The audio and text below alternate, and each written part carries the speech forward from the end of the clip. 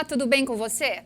Você costuma ter dificuldades para dormir? Muita gente passa por isso, né? Mas temos ao nosso alcance várias maneiras e alternativas de ter uma noite de sono reparadora, com alguns hábitos que vamos saber agora nesse bate-papo com a nutróloga Patrícia Cavalcante. Preste atenção nessas dicas. Bom, Patrícia, quando um paciente chega, se queixando no consultório de que não está conseguindo dormir, está sofrendo de insônia, a alimentação, ela é também avaliada, né? O que essa pessoa está comendo antes de dormir, ou o que ela, de repente, está evitando de comer, que pode ajudar também a ter um sono reparador, né? Uhum. Então, a gente faz toda uma avaliação aí, um histórico, um recordatório alimentar para entender o que a pessoa pode estar errando na rotina dela. Muitas vezes a gente percebe que os pacientes tomam muito café ao longo do dia e às vezes a pessoa é uma má metabolizadora de café.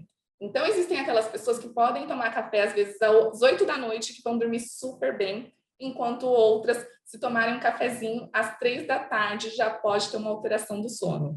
Então, por exemplo, esse é o primeiro passo que a gente tem que investigar e descartar essas bebidas aí que tem cafeína ou outros componentes energéticos.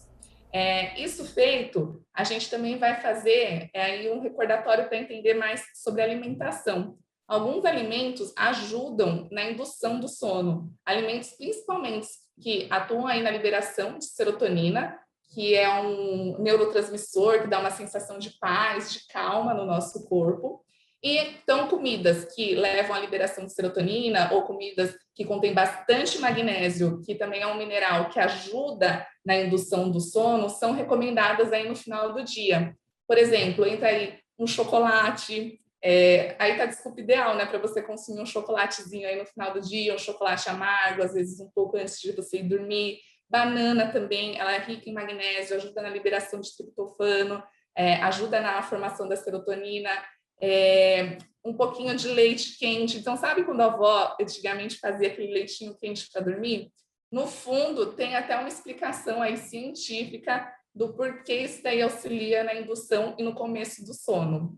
Mas o mais importante, Débora, também é a gente investigar a questão de higiene do sono. Porque hoje em dia, o que a gente percebe? As pessoas ficam muito mexendo no celular à noite, muita TV, tela, luz, tudo isso daí atrapalha muito a liberação de melatonina, que é o hormônio que induz o nosso sono. Então, o mais importante, e o que eu diria assim, primordial, é a gente tirar as bebidas que contêm cafeína e orientar o paciente quanto à higiene do sono. Então, muita gente não acredita, mas existem então os alimentos que são aliados e os que são Sim. nossos inimigos mesmo na hora de dormir, né? Fora os chás, a gente tem uma gama de chás com ação comprovada que podem ajudar no sono. Aí entra, por exemplo, melissa, valeriana, passiflora, maracujá, e você pode fazer um mix de todas essas ervas, por exemplo, e tomar elas ali à noite. Isso daí ajuda bastante. Outras ervas também, mas que não são tão palatáveis, digamos assim, podem também ser utilizadas. Mas essas 3, 4, elas têm um sabor gostoso e você consegue até misturar ali, às vezes, com uma maçã, alguma fruta, para ficar um chá mais gostoso de você tomar à noite. Como que eu consigo identificar se eu tô com insônia ou se é apenas um distúrbio do sono, por exemplo? E se realmente é algum alimento que está causando isso? Eu acho que, assim, primeiro, a gente precisa fazer a higiene do sono. Enquanto essa pessoa não tiver com as condições ideais, a gente não pode avaliar e falar, olha, ela tem insônia, ou olha, ela tem dificuldade para iniciar esse sono. Então, primeiro de tudo, é você preparar o seu quarto para uma noite de sono. O que a gente quer falar, né, quando a gente diz isso? Então, o quarto precisa ter blackout. A nossa cidade, hoje em dia, ela é muito iluminada. A rua fica sempre iluminada, os prédios ao redor têm luzes. Isso daí, querendo ou não, acaba atrapalhando o nosso sono. Para a gente produzir melatonina, a gente precisa estar no escuro total.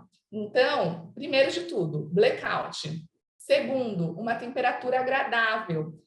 Muitas vezes, quando está muito quente ou está muito frio, isso daí pode perturbar o início do nosso sono. Então, se você tiver a possibilidade de deixar o quarto ali numa temperatura entre 22 e 23 graus Celsius, perfeito para você começar esse sono. Você já ouviu falar em ruído branco? Não, nunca. Explica pra gente o que é, doutora. Ruído branco é aquele barulho que é gostoso e que a gente dorme assim, que a gente relaxa. Então, tem alguns barulhos que quando você ouve pela primeira vez, você fala até, mas isso é relaxante? Por exemplo, barulho de ar-condicionado, barulho de ventilador, de secador, barulho de máquina de lavar. Sabe aquelas máquinas antigas que faziam aquele barulho constante, assim, gostosinho? Barulho de água, riacho. Então, hoje em dia, a gente tem aplicativos e até aparelhos mesmos que são específicos para emitir esse ruído branco. A gente usa muito com bebezinho, com criancinha nova, para criar a rotina do sono. Mas, mesmo em adultos, eles têm um poder e eles estão indicados aí dentro da higiene do sono, dentro de todo esse pacote que você tem que colocar na sua rotina. Fora isso, Débora, é muito importante a gente começar a apagar as luzes da casa e diminuindo a iluminação por volta das 5, 6 horas. Se a gente pensar aí durante toda a nossa evolução, a hora que anoitecia, a gente já não tinha mais tanta luminosidade. Isso é muito importante, como eu falei, para a produção da melatonina, que é o hormônio que vai induzir o nosso sono. Então, tá anoitecendo, já vai diminuindo um pouco as luzes. Não deixa a luz branca muito acesa na sua casa, deixa mais luz amarela, que é uma luz mais natural, mais confortável aos nossos olhos. Não mexe tanto no celular, coloca o celular naquele modo noturno, que fica também mais amarelo, que ele filtra um pouco a luz azul, que é uma luz que desperta muito a gente. Então, quando você fez toda essa higiene do sono, se ainda assim persistir dificuldade para iniciar o sono, ou acordando muito durante a noite, dificuldade de retomar o sono quando você acorda durante a noite, aí é preciso passar com o médico para começar uma investigação e entender por que você está com esse distúrbio do sono. Agora, uma noite bem dormida ajuda na produção de hormônios, né? Sim. E no que esses hormônios, como serotonina, ajudam no nosso dia a dia, ajudam no nosso corpo, refletem na nossa saúde como um todo? Débora, a gente já tem vários estudos mostrando que quando a gente não dorme bem, por exemplo, no dia seguinte a gente tem uma produção gigantesca de grelina. Grelina é o hormônio da fome. Então já está mais do que comprovado. Se você dorme pouco, ou se a sua noite é aquela noite tumultuada, que você fica acordando, tem dificuldade de voltar a dormir, no dia seguinte a sua fome vai estar lá nas alturas. Tem uma estimativa aí que quando você não dorme bem, você consome entre 300 a 400 calorias a mais no dia seguinte. Então, imagina, uma pessoa que não dorme bem diversas noites, não tem como, ela vai acabar ganhando peso.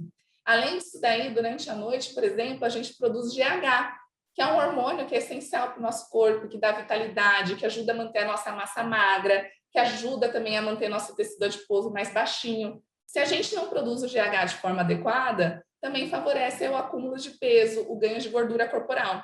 O GH ele é produzido principalmente no comecinho do sono. E quanto mais cedo a gente dorme, mais GH a gente produz. Então, também aquela pessoa que está tentando emagrecer, mas que vai dormir todo dia, 1, 2 da manhã, vai ser mais difícil. Se ela conseguir adiantar um pouco o início do sono dela, ela vai regularizar essa produção e aí muitas vezes a gente consegue deslanchar um processo de emagrecimento que às vezes estava estacionado por essa questão do sono.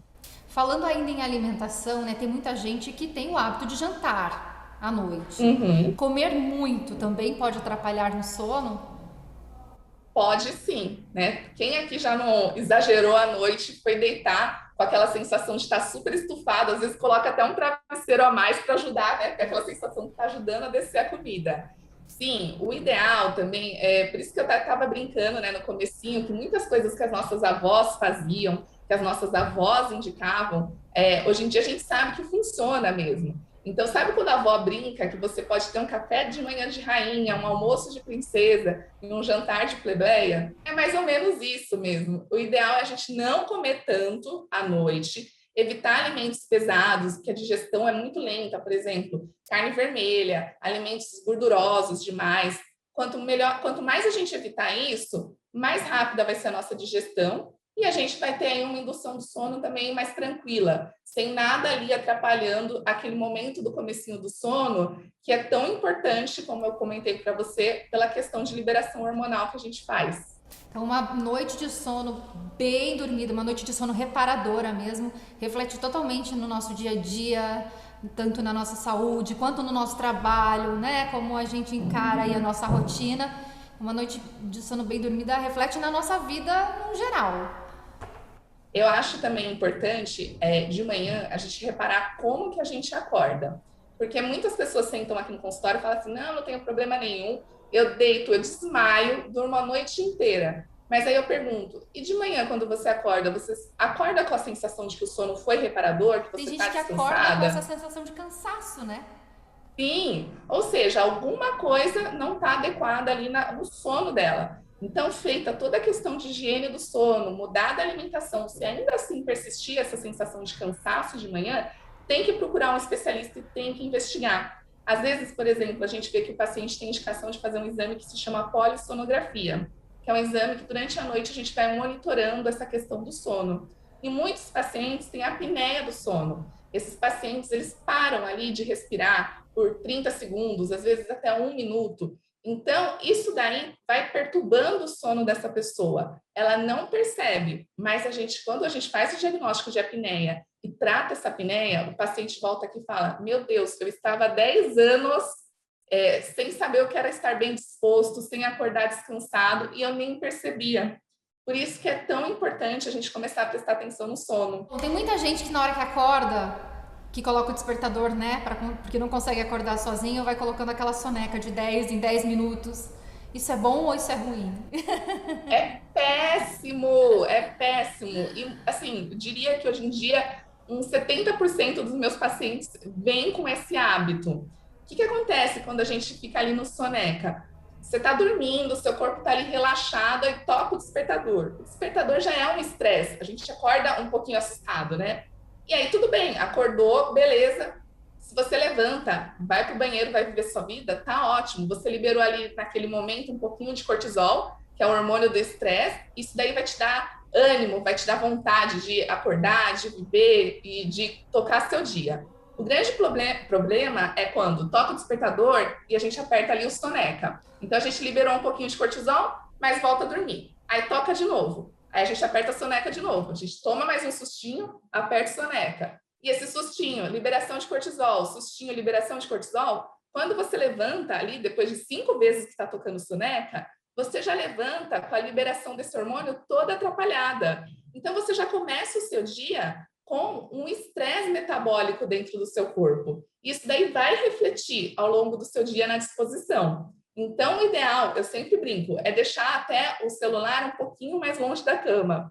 Tocou o despertador, levanta, desliga e já acorda. No máximo, uma soneca. Mas esse negócio de botar 1 hora antes e ficar apertando soneca de 5 em 5 minutos, isso daí vai detonar a sua disposição ao longo do dia. E essa entrevista especial fica por aqui. Muito obrigada pela sua companhia. Continue ligado na programação do Hit Notícias. A gente se vê.